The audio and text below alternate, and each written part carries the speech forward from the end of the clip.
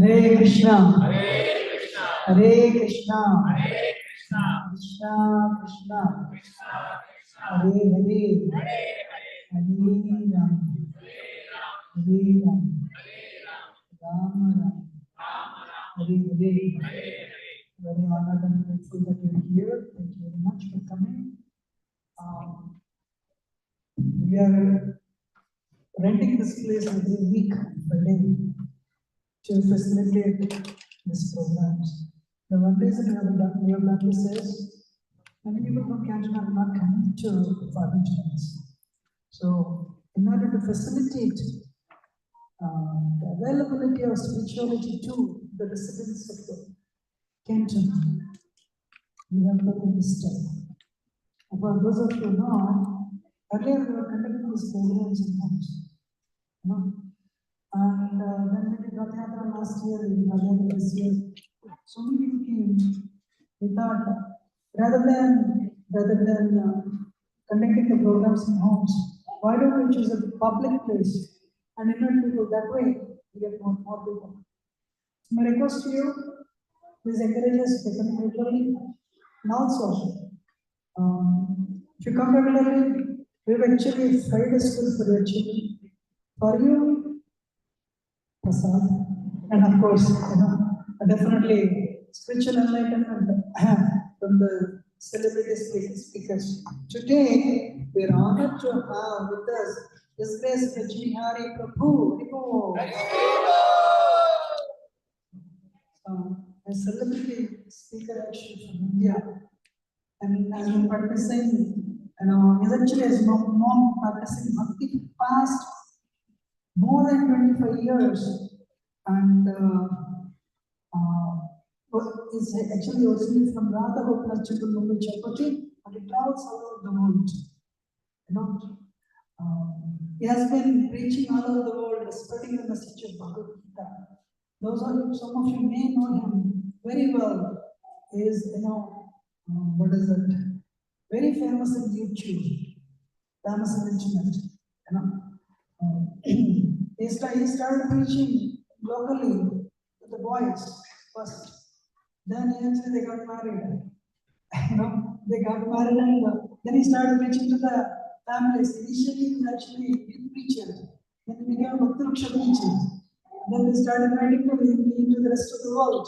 That's how he travels all over the world now, giving this knowledge of Vedic wisdom.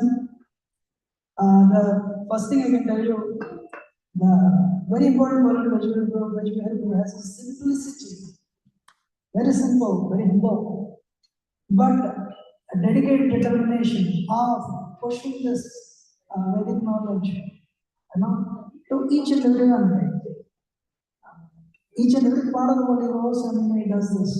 So let us express our gratitude to him by loudly chanting three days Haribol.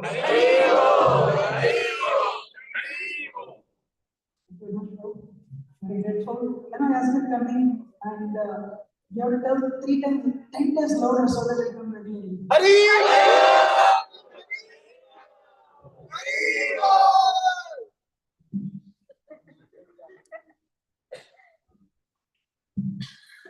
And for the children, there is actually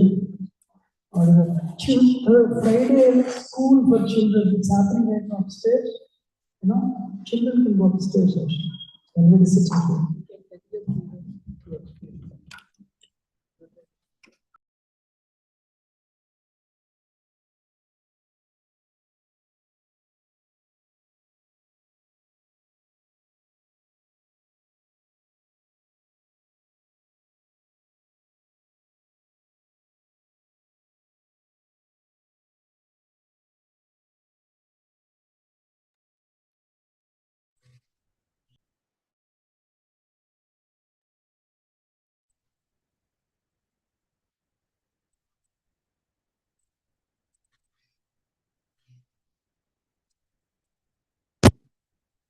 ओम नमो भगवते वासुदेवाय।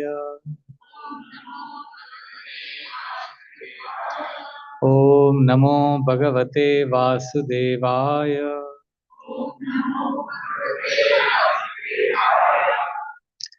नारायणं नमस्कृत्यं नरं चैव नरोत्तमं देवीं सरस्वतीं व्यासं ततो जायामुदीरये। नष्टप्रायेषु अभद्रेषु नित्यं भागवत सेवया भगवतीरुत्तमश्लोके भक्तिर्भवति नैष्टकी। कृष्णाय वासुदेवाय देवकी नंदनाय च नन्दगोपकुमाराय गोविन्दाय नमो नमः। नमो पंकजनाभाय नमो पंकजमालिने नमो पंकजनेत्राय नमस्ते पंकजाङ्घ्रे।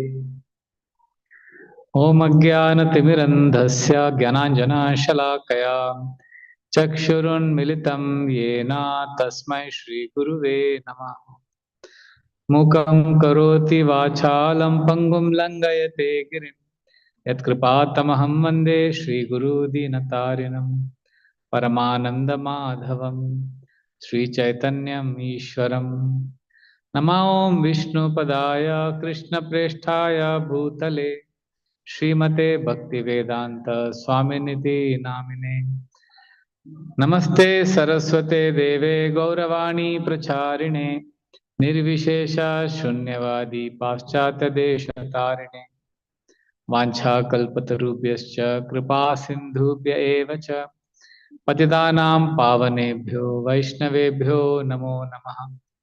जय श्री कृष्णा चैतन्य प्रभु नित्यानंद श्री अद्वैता गदाधर शिवासादि गौर भक्त वृंद। हरे Krishna Krishna Krishna Hare Hare Hare Rama, Hare Rama, Rama Rama, Hare Hare. Hare Krishna, Krishna Krishna, Hare Hare, Hare Rama, Hare Hare. Hare Krishna, Krishna Krishna, Hare Hare. Hare Rama, Rama Rama, Hare Hare.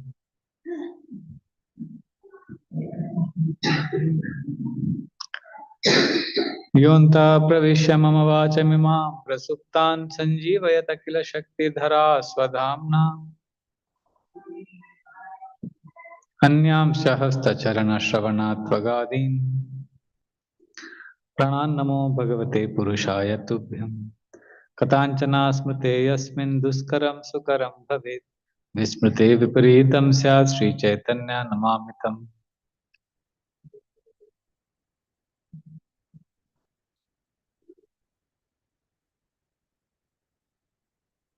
Hare Krishna. It gives me great happiness to be here. Very grateful to Guru Kishore Prabhu for your kind words of love.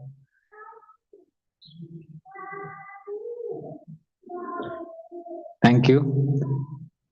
Today we'll discuss on the importance of scriptures, Bhagavad Gita, why we should study scriptures.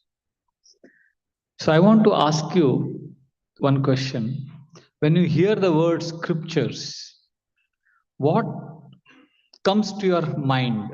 What experience, feeling, word, phrase? When you hear the word scriptures, don't have to think too much. Just speak out. What comes to you when you hear the word scriptures? Ancient documents. Thank you. Wisdom. Sorry? Something very pious, holy. Anything else? Just write it. General knowledge. Okay. Eternal knowledge. Okay, not general knowledge. Anything here? Anybody here? Bhagwan. When you hear scriptures, you think of God. Okay. Okay, I'll tell you something. Many years ago, in 1980s, mid 80s, one gentleman from America, Utah, called Stephen Covey. He is the author of the famous 7 Habits of Highly Effective People. So he's not a Hare Krishna devotee. He wrote a book, 7 Habits, which became the world's bestseller. In fact, Time, BBC, many organizations, many media houses declare Stephen Covey to be the greatest management guru of the 20th century. So in his book, there are a lot of things, but one very interesting concept he shares is the power of conscience, the inner compass. He says humans have 4 endowments, and one of them is conscience, by which we can achieve a lot of success. So then he answers the question how we can develop our conscience. And he says by studying scriptures. I was surprised. I felt, oh, here is a man who has nothing to do with Hare Krishna. He's talking about scriptures. I thought maybe his definition of scriptures is something else. Sometimes this happens. 2 people use the same word, but they mean different. Right? Like during my travels, I went to one house. They said, I'll feed you pizza. So I like pizza. So I thought they'll feed me pizza the way I thought it was pizza. But their pizza had capsicum, chole, and a lot of, it was not at all. So it was pizza according to them. So similarly, we say scriptures. Stephen Covey also says scriptures. So I thought maybe he means something else. So I went to appendix of the book, and I was happily surprised. I think we are disturbing the child. Sorry.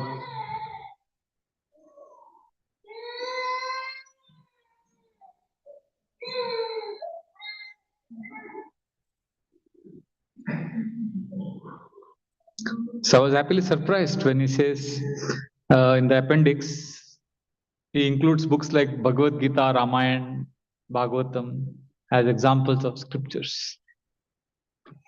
There is something very unique about scriptures. Scriptures help us solve our day-to-day problems. Really? You will say, okay, Prabhu, I lost my job. Or my baby is crying too much. How can Bhagavatam solve? How can I get solutions for my relationship problems, job problems?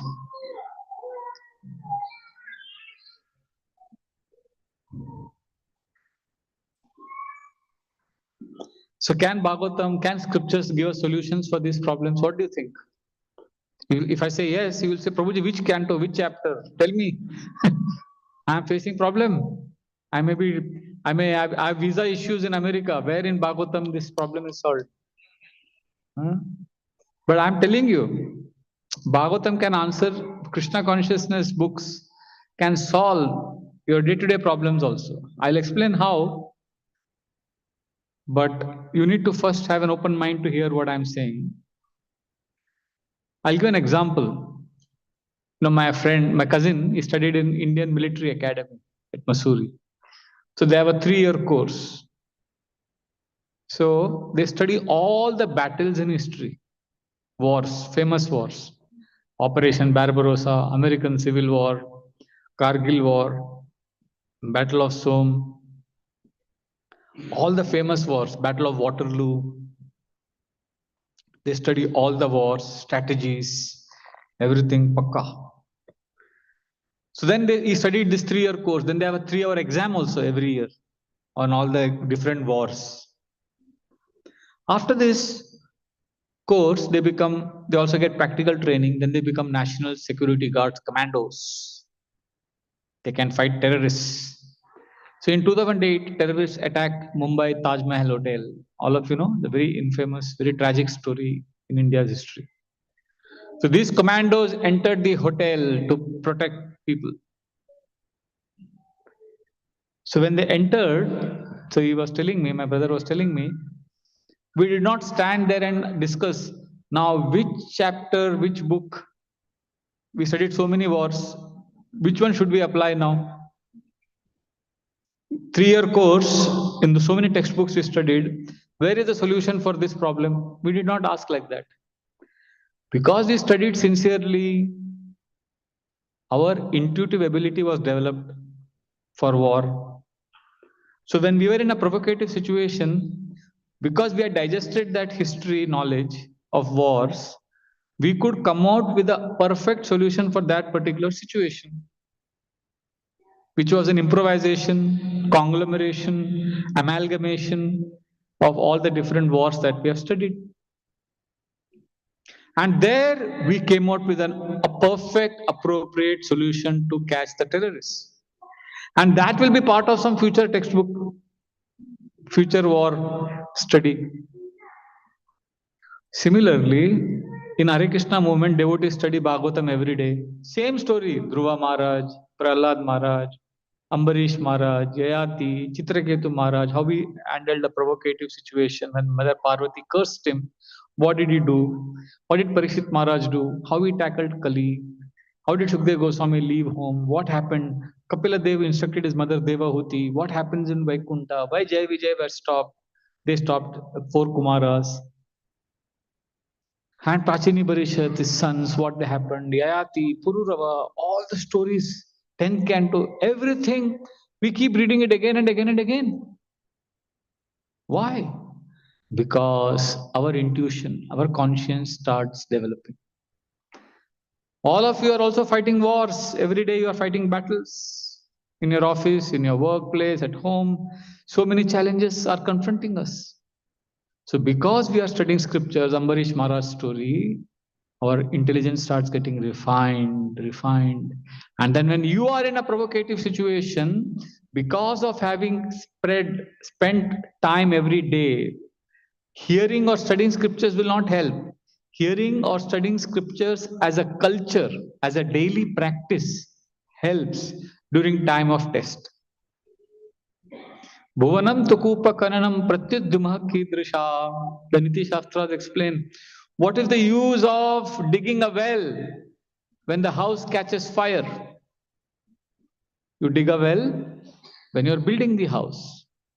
Similarly, we can't just open a textbook when you're in the middle of a crisis and expect to get solution for your job problem, visa problem. No. If we read scriptures every day as a part of culture, when we are faced with the provocative situation, the super soul in the heart, the Paramatma, will guide us appropriately to come out with a solution that will be in harmony with universal principles. That is why you see devotees develop a lot of clarity, peace of mind, and ability to take decisions, make the right choices because of the practice, because of the culture of study of scriptures. This is how scriptures help us to solve day-to-day problems. Is this clear? But there is something deeper. Scriptures solve some very, very big problem which we are not even aware of. And that is scriptures reveal to us what is our real problem. How many of you are chanting Hare Krishna every day? Okay, thank you. How many of you feel one day enthusiastic, 2 days not enthusiastic? Some days not, sometimes hot, sometimes cold. We all go through that. You know why we go through that? Because we are not convinced of what is our problem. We imagine that we know what is our problem. We come to ISKCON looking solutions for our problem. But ISKCON, Bhagavad Gita, Bhagavatam will teach us what is the problem. And because we don't know what is the problem, we are sometimes chanting, sometimes not chanting. There was a man, villager, who had cancer. He was very sick, lower back, spinal cord. His family members did not tell him that he has cancer. He was taking medicines, but because he did not know it was cancer, one day he was taking, one day he was not taking. So we are also chanting one day, not chanting, because we think, I don't have, yeah, I have some problems in office, at home. Like this man is thinking, yeah, I have some back pain. Is back pain his problem? Something deeper is a problem. Back pain is not the real problem. What is the problem? Cancer. So is your job problem, visa problem the real problem? No, there is something deeper, which is like cancer. And we are not aware. And that is why we chant one day, we don't chant, we are lackadaisical, complacent. Then one day the relatives come and tell that person, oh, my dear father, please be regular in your medications. You don't have ordinary problem. You have cancer. And immediately what does he do? He becomes serious about his treatment. Similarly, many of us devotees in ISKCON, we take the medicine of Hare Krishna, one day we take, one day we don't take. We are sincere, but we are not serious. Sometimes we are serious, and then suddenly we hear, oh, we have cancer. What is the cancer here? Janma mrityu jara vyadi dukkha doshanu darshanam. Krishna says in the Bhagavad Gita, we are going through the cycle of birth, death, old age, and disease. This is our problem. Oh, this is a problem. I will take the medicines sincerely. But you may say, Prabhu, I don't know this. I know that we are suffering from birth, death, old age, disease. I am coming to ISKCON lecture all the time. But still I am not serious in chanting. It is like this person who was having cold, cough, fever, and now he is told he has cancer. He says, Acha, okay, cancer is like sardi kasi only. So his family is telling him, you have cancer. He says, okay, I had cold last week. This week I have cancer. See, he knows he has cancer, but what is his problem? Huh? What is his problem? Sorry? No, he's serious. He says, yeah, I had cold, I took medicines, now I have cancer, I will take medicine, I'll be all right. But it's okay, cancer is okay. Wait, one of you, raise your hand, then I'll ask you, for that I know, yes. He's taking it lightly, he's not taking it seriously. Not very strong. Yeah. What else? Not realize. Not realize means what? He doesn't realize the consequences of cancer. Basically, he doesn't know what is cancer. Ignorance, avidya. Avidya is a real problem. He doesn't know what is cancer. He knows he has cancer, but he doesn't know what is cancer. Are you getting this? That's why he's not serious about medication. Similarly, we all know, we come to Hare Krishna class, Bhagavad Gita, we know. I am suffering from this entanglement of repeated birth and death. I know this, but I don't know what is entanglement of birth, death, old age, disease. Therefore, a person who doesn't know what is cancer, he will be educated every day. You know what happens in cancer? This is what happens. This is the consequences. This is how much you will suffer. Oh, this is cancer. My God, cancer is so dangerous. Yes, this is the first step. To educate him on what is cancer. That is the first step. And what is the second step? What is the first step? He has to be educated on what is cancer. What is the second step? No. No. What is the first step? First step, he has to understand what is cancer. Second, He should be willing to take the help. no, before that, inquiry, medicine. What do you mean by realization? Huh? What type of cancer also he knows? He knows what is cancer. Second step is he has to know that he has cancer. Then third step is he will take medication. Similarly, first we come to ISKCON, we will understand what is birth, death, old age and disease. Then if we keep hearing, then we'll understand I am trapped in the cycle of samsara. If we keep hearing Bhagavad Gita, this is what, first we'll understand what is Janma Mrityu Jara Vyadhi, then we will understand I am suffering. And then we will be serious about medication and chanting. And then our life will change. That knowledge will break avidya, ignorance. Just imagine, you go to a hospital, there are two beds, bed A and bed B. And in both the beds, there is one patient. And both patients are screaming in pain. They're shouting. So when you come inside that hospital ward, you see patient A, patient B, both appear same to you because both are screaming in pain. And you tell me, Prabhu, both are same, both are miserable, both are suffering. And I tell you one information. I tell you, patient A, his disease has been diagnosed. He knows what is his disease and the treatment has started and he will be cured after some time. Patient B is also screaming in pain like patient A, but his disease has not been diagnosed and all experiments are going on. He doesn't know what is his disease, nobody knows. Now, I am asking you, amongst A and B, who is better off? But both are screaming in pain. Both look externally same. But A is better off. Why?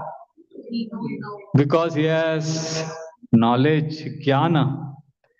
He knows what is he suffering from. He knows what is the medicine. Similarly, Hare Krishna devotee is also suffering. One who is not spiritual is also suffering. You may think, Hare, uske ghar mein bhi problem. Uske ghar mein bhi problem. Both go through disease, death, suffering, job loss, all problems everybody is going through. But devotee is like patient A. He knows what is the problem. He started taking the medicine. He knows in some time he will be all right. But those who are not spiritually inclined, they are like patient B. They have no idea what is happening. Therefore, we need knowledge, we need education. And Bhagavad Gita helps us to understand. And the more we study Bhagavad Gita deeply, the more we will discover, we will uncover different layers that covers our avidya. Like recently I was traveling from Dallas to, I think I was coming here. No, from New Jersey I was coming here. So in the flight I was reading 18th chapter of Gita. I'm studying and teaching Bhagavad Gita for last 28 years now. And I was reading 18th chapter, first 13 verses in the plane. And with those 2 hours of plane ride, I was stunned. I was feeling I'm reading it for the first time. Such new insights I was getting.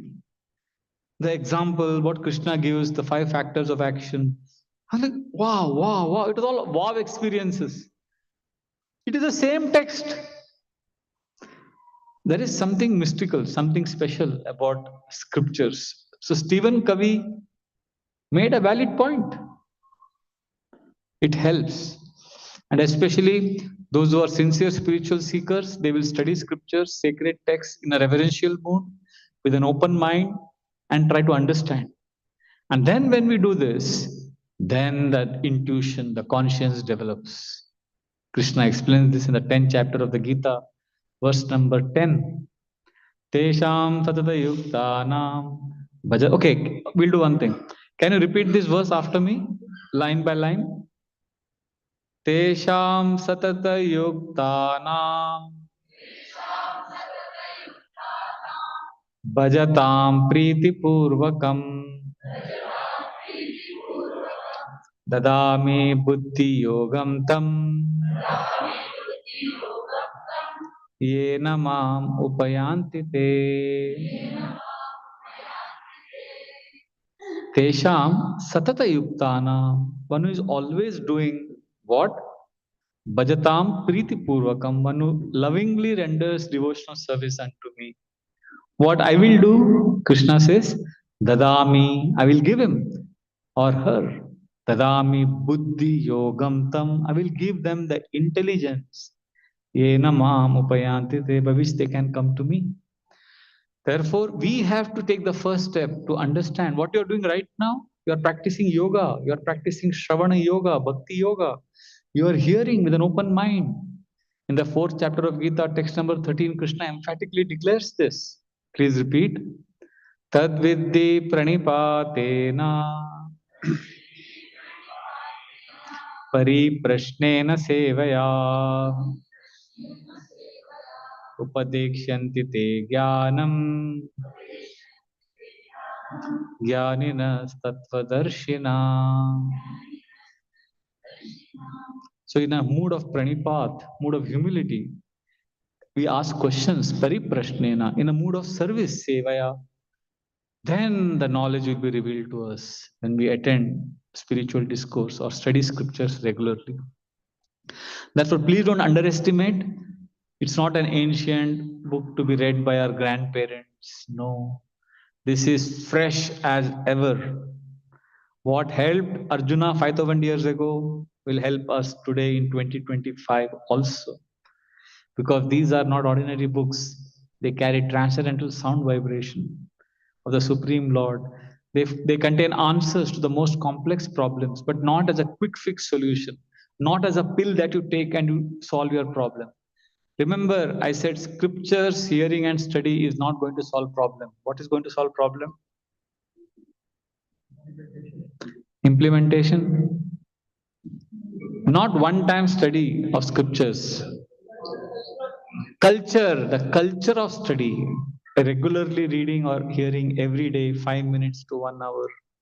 If we can spend even 5 minutes to 1 hour every day, systematically, if we study or chant these verses, meditate, reflect, then our intelligence gets sharpened. Then intelligence can help us control the mind. Therefore, this knowledge is extremely important.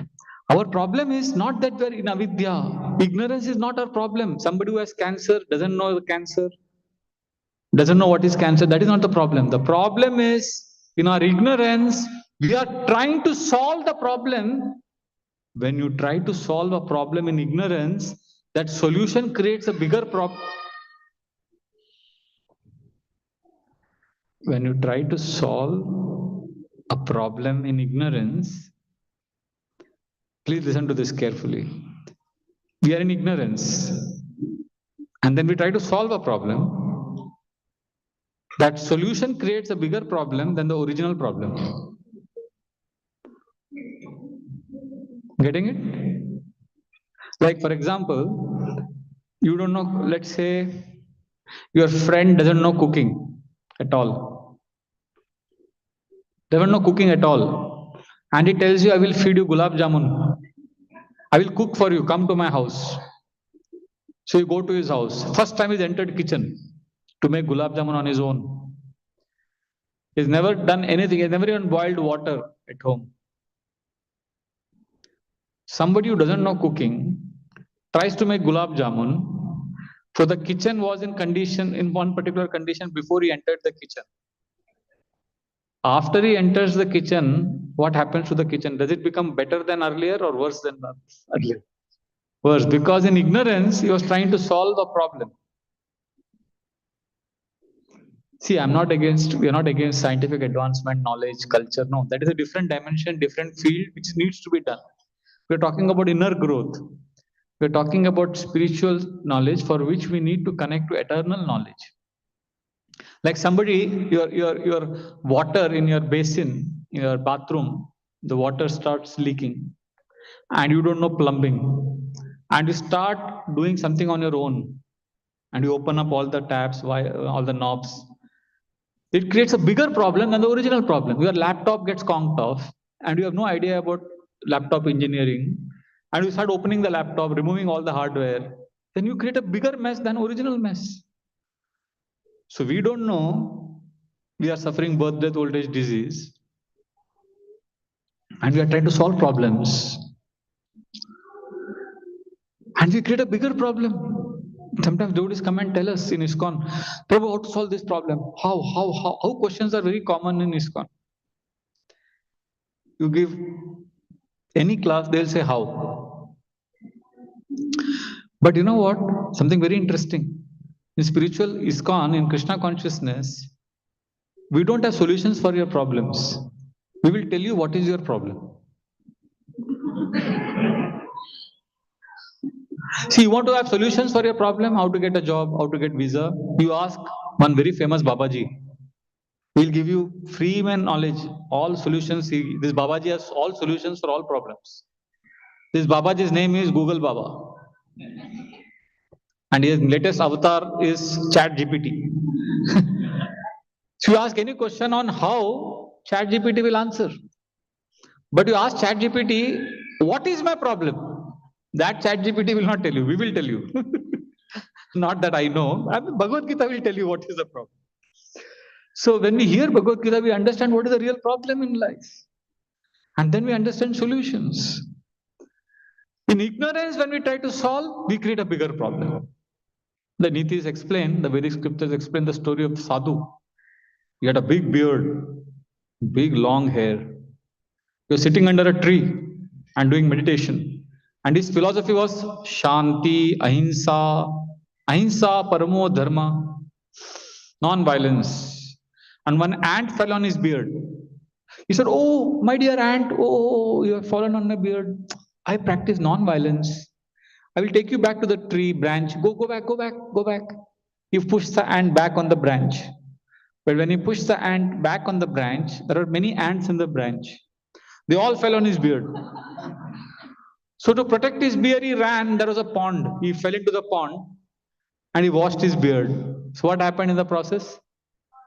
All the ants were killed. So he tried to save one ant, he ended up killing many ants. We try to solve one problem, but because we are ignorant of the real problem, we create more problems, more complications in our life. The classic is, I was a student of economics for many years. So in our economics, we had the Cobra paradox. How many of you know what is Cobra paradox? You know? So in Delhi, during British Raj, before independence of India, a lot of cobras were there in the Delhi streets. So the British government wanted to remove this menace of cobras. So they introduced a scheme that whoever comes and gives us one cobra, we will give him 1 rupee. So they thought this incentive will help people catch cobras and supply them, give it back to the government, and they can solve the cobra problem.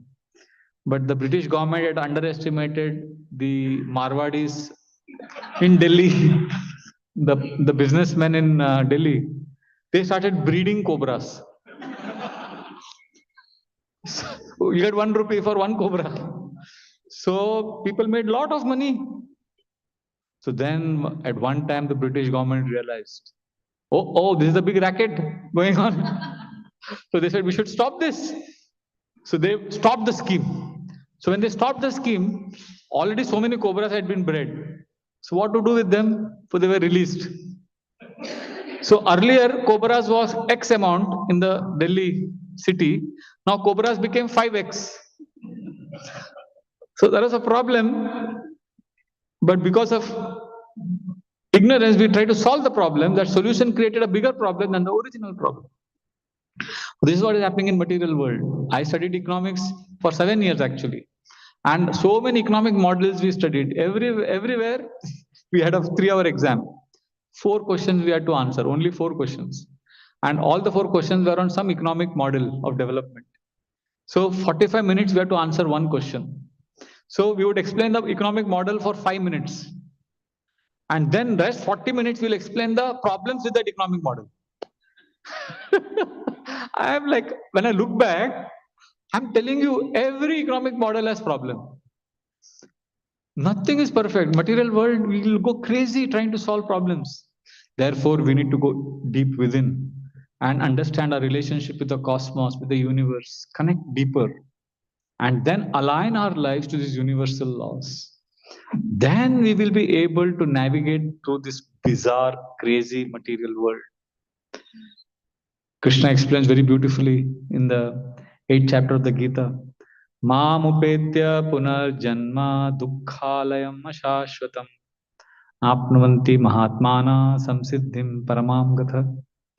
That this world, my dear Arjuna, is dukkhalayam, ashashvatam. This is dukkhalaya. This is a place of dukkha. Alaya means a place. Krishna has stamped this world as dukkhalaya. But we want it to become sukhalaya. If you go to pustakalaya, what do you get? Pustak. If you go to bhojanalaya, you will get bhojan. If you go to madiralaya, you get liquor. So if you go to pustakalaya, library, and you say, give me hot masala dosa, what will the librarian tell you? Go to bhojanalaya, this is pustakalaya. You go to a restaurant and you say, give me latest book on electrical engineering by Teresa. You'll say, this is bhojanalaya, go to pustakalaya. Pustakalaya, you get pustak, bhojanalaya, you get bhojan. And dukkhalaya, you get dukkha. Krishna has already declared this. But what we say, nahi Prabhuji, kabhi kushi, nahi, kabhi kushi, mostly gum. So we are foolish. But when we understand Bhagavad Gita, oh, this is what Krishna has said, we meditate, we discuss, we reflect, then our expectations become less. And then we are able to navigate. We understand where we will face challenges. So therefore, please don't underestimate the power of scriptures. They are personally curated. They'll personally guide you. Because in the 5th chapter of Gita, 29th verse, Krishna emphatically declares, Bhoktaram yagya tapasam sarvaloka maheshwaram suhurdam sarvabhutanam gyatva mam shantim vrichyati. You will experience shanti. You will experience deep peace when you read the Gita and understand that Krishna is our best friend, is our well-wisher. He is there to guide us. He will take care of us. Let us connect to the spiritual reality and not be bogged down by material world. So therefore, when we study the Gita, we will become like a boat. A boat remains in the water, but doesn't allow the water to enter the boat. So therefore, don't underestimate the importance of studying scriptures on a day-to-day basis. So I humbly request you to attend these weekly classes under the inspiration and guidance of His Grace Yugal Kishore Prabhu and the whole team of devotees at ISKCON Farmington Hills. This is a great opportunity to perfect our human form of life. And I see many of you have a connection with India or Vedic culture. Bharata bhumite hoile manusya janma jar, janma sartaka kori kar paropkar. Please make your life perfect, janma sartak and paropkar, help others. Share this knowledge with others and see how you will also feel very wonderful. See, actually, the greatest happiness lies when we live for a cause beyond ourselves. Like, I discovered this amazing principle, writing a prayer for someone else, living for someone else. Bhagavad Gita, Krishna teaches us compassion. Amanitvam Adambitvam, that entire series, 13.8 to 12. 12th chapter, text number 12 to 20, is all about qualities that we need to cultivate and develop. And one of the most important is being compassionate, living for a cause beyond ourselves. Everybody is thinking of ourselves. We're all thinking of ourselves. But Bhagavad Gita, Bhagavatam, Ramayana teaches us, Mahabharata teaches us to embrace a principle beyond the self. Then we'll really be happy. So I started one practice and that changed my life dramatically. Every morning I write a prayer for a few devotees, just one line. Write their name and then write, Krishna, please help him get a job. Like somebody's name, Krishna, please. Then write one line prayer. So, and sometimes those people don't know also that you have prayed for them. But it's not that my prayers have power. It's not that I'm a great person who has come to pray for everyone. When I pray for others, I don't know what happens to them, but I feel very happy. I touch a higher dimension of happiness because subconsciously we are all addicted to only think of ourselves. When we pray for someone else, you'll suddenly see, you start feeling this world is good place. Everybody should be happy. You become non-envious. Like today I was praying for all the children I know in Farmington. I was remembering Pavni also. Krishna, I wrote Pavni, Krishna, please let her also be a strong devotee even when she is 20 years old. Now she is 11. But even when she is 20, she should chant Hare Krishna. One line I wrote like that. Writing different children's names or neighbors, your family members, relatives, friends, colleagues, right? Going beyond self. Not that sometimes we pray for others, but it is self-centered also. Like, Patit Pavan Das. Krishna, please let him understand and realize how great I am. So you are praying for him or you are praying for yourself. Anyway, the point is, Bhagavad Gita is about living for others, compassion, living for a cause higher than selves. So let us study the scriptures, Bhagavatam, Bhagavad Gita. In fact, Bhagavatam begins with this. Dharma projita ketavatra paramo nirmatsaranam satam. Nirmatsaranam. Non-enviousness is the most important quality. This world is suffering because of scarcity mindset. Everybody is thinking of themselves. But students of Bhagavad Gita will live for others, will live for a cause to help others. So my sincere, humble request, please study the scriptures, attend the weekly programs, be part of the Bhakti Vriksha, make friendships, love everyone, give yourself completely to others, and enjoy a higher dimension of happiness. Hare Krishna, Krishna Krishna, Hare Hare, Hare Ram, Ram Ram, Hare. We can have some questions, comments, discussions. Srila Prabhupada ki Jai.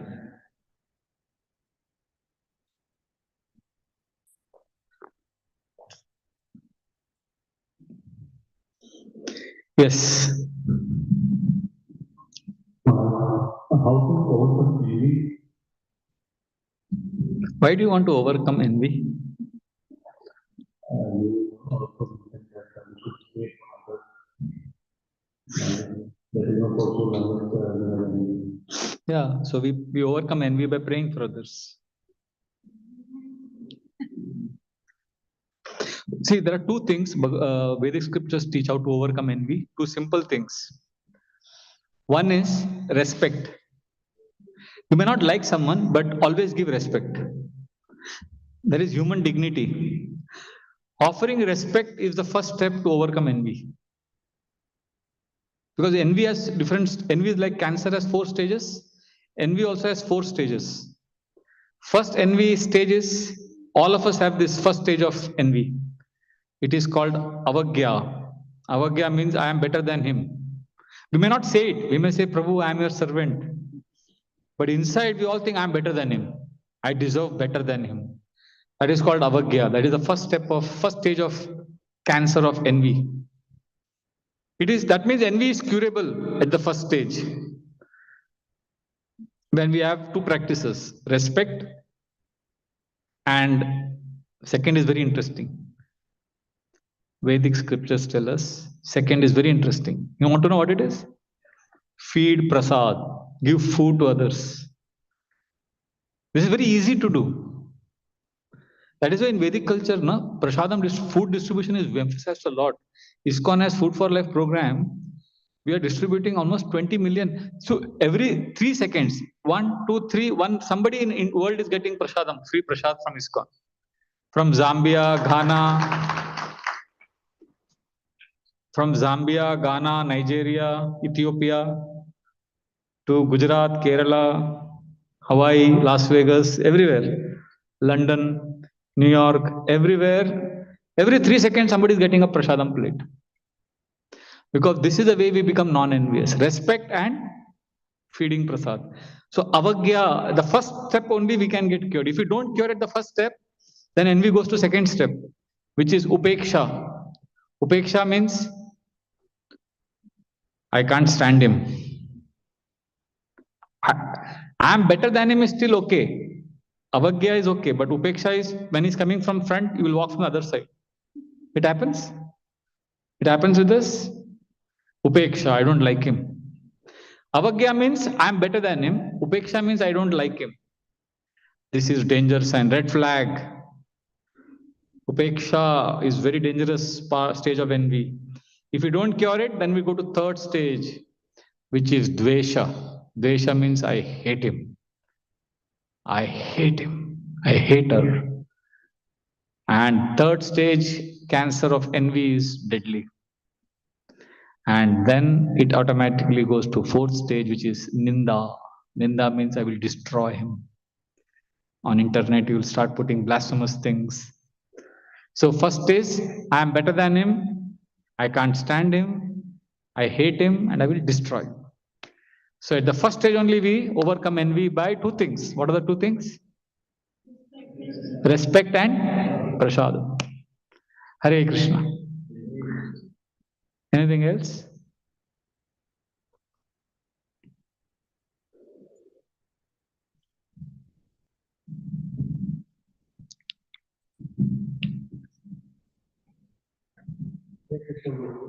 So you did the course with last semester. So since childhood, we heard that in the culture like that is something like the should be close to us, so we learn from. So But does it say that you should criticize others? no. So we are same. You learn from others. You're catching the word ninda. You're not understanding the principle. The principle is we need feedback, we need correction, we need love. That is, there ninda means loving feedback, loving correction. It doesn't mean criticize, blasphemy. Understand? There is a difference between blasphemous criticism and loving correction. Isn't it? What political parties are doing with each other, that is ninda. But what your family or your friends give you feedback. Sometimes in Grihastha ashram you get over feedback. Even if you don't want, you get feedback, no, from your wife, husband. So that is out of love. That is not like what politicians see. When you criticize with intention to destroy the person, that is dangerous. But when you give feedback to help the person, that is kindness. I've seen in America, unfortunately, people are very nice, but they're not very kind. Nice means good morning. I'm going on a morning walk. Stranger, absolute stranger. Good morning, lovely day, isn't it? I said, yeah, but why are you getting so excited? Wow, oh, what a beautiful. They see my dress, or they see the bead bag. They say, beautiful, wow, wow. They're very nice to you. But if I'm suffering, nobody will come to help me. They may not be kind. But Vedic culture, people are kind. They may not be nice always. They'll help you. Like we have one brahmachari in our ashram. He always has a frown on his face. He's not nice. So when I joined the ashram, he's already 10 years senior to me. So the mood in ashram is we should serve seniors, not take service from seniors. There is echo. Can somebody do something about this? Hare Krishna. Can you switch off the microphone? There is an echo going on. Hare Krishna. So he was never nice to me. And he's senior to me, so we are supposed to serve him. We're not supposed to take service from him. And he would walk like this. He would look at me and make some comment. I would think why is he not nice?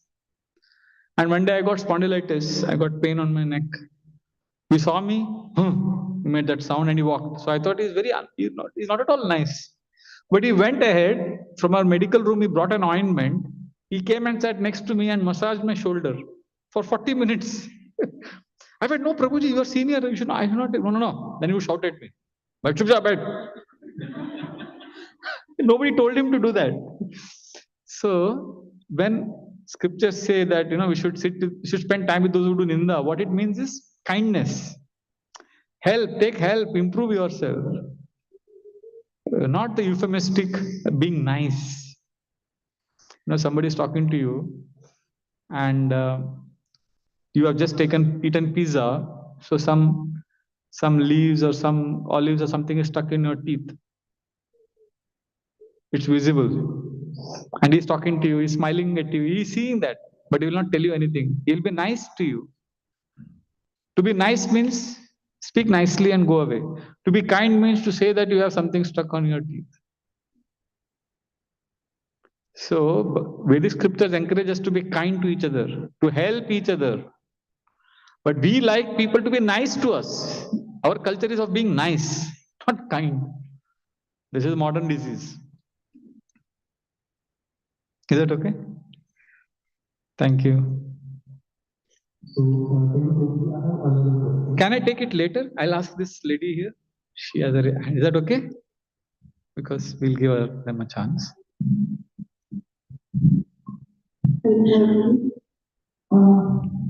I've heard that we die and suddenly die or an aspiration or willingness to do something that could not be fulfilled and die like that without fulfilling that. You have to come back, rework, again get into the cycle, and that means that is like that. Does that mean that before we die, we should crush our aspirations or desires, or we should get into a discussion of whether the desire was justified or unjustified? I mean, something that is not getting fulfilled, is that unjust? So if you have desires, so what Bhagavad Gita teaches us is to spiritualize our desires, not squelch your desires. So you may have many desires, and if you don't fulfill them, and if you die with those desires, Krishna says in the Gita 8th chapter, Yam vapi smaran bhavam tajat ante kalevaram. So the kind of consciousness we cultivate when we are alive, that the consciousness, that state we attain after death. So therefore, how we live in our lives, that affects us at the time of death. And death affects our next life. So then what do we do? So we are encouraged to be spiritual, which means spiritualize your desires. For example, let us say you had a desire to be a billionaire. I'm just giving an example. You wanted to be better than Elon Musk or Bill Gates. You wanted a lot of money. So you have a lot of desires to be a billionaire. And you are trying hard 20 years, 30 years, and then you are facing losses in business.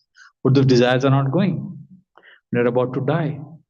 That means another birth is guaranteed. So, and that birth doesn't mean you will become a billionaire. It just means another birth is guaranteed. You may become a cockroach in that billionaire's house. The birth, we don't know what birth we will get, but birth we will get. So what we do as spiritualists is that we understand the Bhagavad Gita and we start spiritualizing, which means we start saying, Krishna, I have this desire to be a billionaire. I'm being very honest with you, Krishna.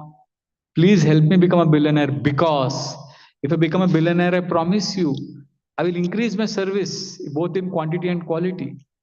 Krishna, please help me become a billionaire. I have this desire, but I want to serve you. And thirdly, Krishna, I know this is not a good desire to have, but I want to be a billionaire. Please give me the intelligence to desire the right thing.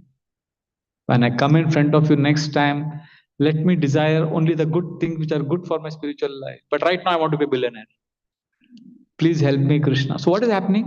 You are having your desire, but you are adding Krishna there. You are adding God there. That means you're spiritualizing your material desire. So, what Krishna does? He starts purifying that desire. And when the time of death comes, you will say, Krishna, you are so nice. I don't want to be a billionaire. I love you. And then Krishna will say, okay, come back to me, and no more birth. That's what happened with Dhruva. Dhruva was a young 5-year-old boy.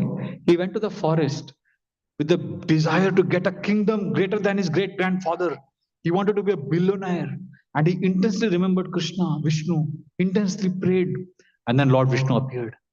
And when he saw Lord Vishnu, he said, wow, you're so beautiful. And I wanted a kingdom. And then what does he say?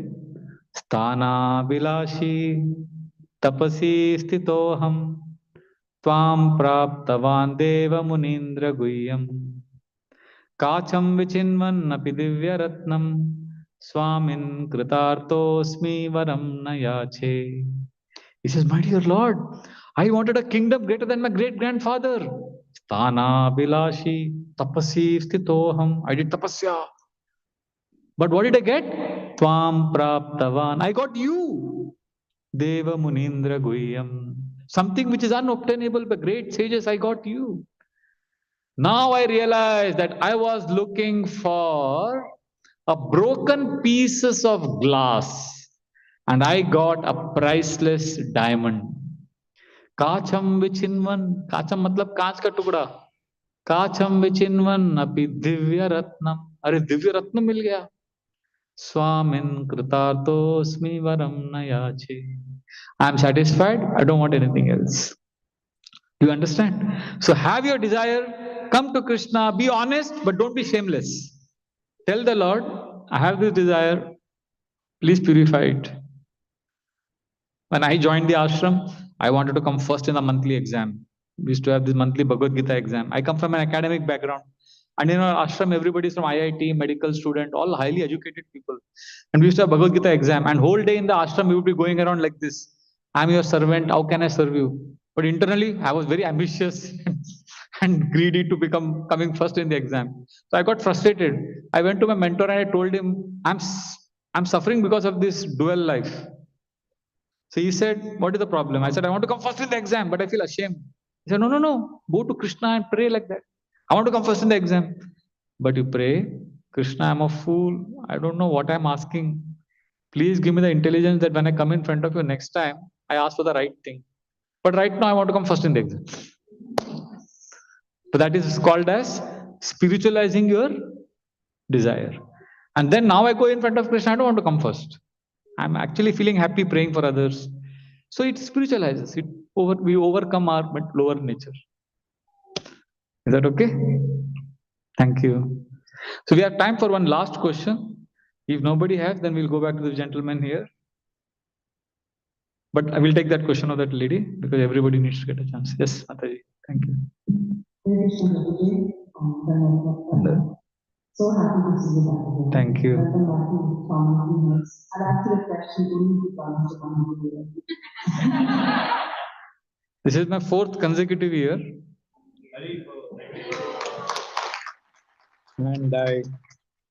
And I promise you, I will come every year. In fact, I was thinking today I should come twice a year, but you are saying once a year. Okay, I'll come once a year. If you say it would be nothing. Oh, Krishna. Thank you for your love and I won't ask you the how question. I will ask you or maybe a why question, because you mentioned you read the scriptures. What is that one piece of knowledge or a verse or something that has stayed with you? oh, many verses. Thank you. This is you're opening a Pandora's box. It will open now, but I'll finish in 2 minutes. There are many verses. One of the verses I quoted today, 10.10. This is my favorite verse, where Krishna assures us that if we sincerely render devotional service to Him, He will give us the intelligence by which we can come to Him. And the verse immediately after that, 10.11, that is also my favorite, where Krishna says, you can repeat after me, Teshamevanukampartam aham ajnanajam tama नाशयामात्म भावस्तो ज्ञानदीपेन भास्वता. Here Krishna is saying that if you sincerely practice bhakti, you are in darkness, but I will light the lamp of knowledge in your heart, by which all the darkness will go away. And this is my favorite because I have gone through a lot of dark moments, confusions, and struggles in my own life. Because I joined the ashram when I was a young man, 25-year-old. Just like young couples fall in love, they don't know what they are doing. And then after 25 years of married life, they look back and say, why did I get married to you? So in a young, youthful passion and frenzy, we joined the ashram. And after a few years, we realized what it means to live without family, companionship, the stuff. But then we loved Krishna also. It was a paradox. So then we dived into scriptures, and this verse would always give me hope. And over a period of time, I can see that clarity, that light. It's ineffable. It cannot be explained in words. It's a sense of knowing beyond knowing. This is Bhagavad Gita. Like this, there is Bhagavatam.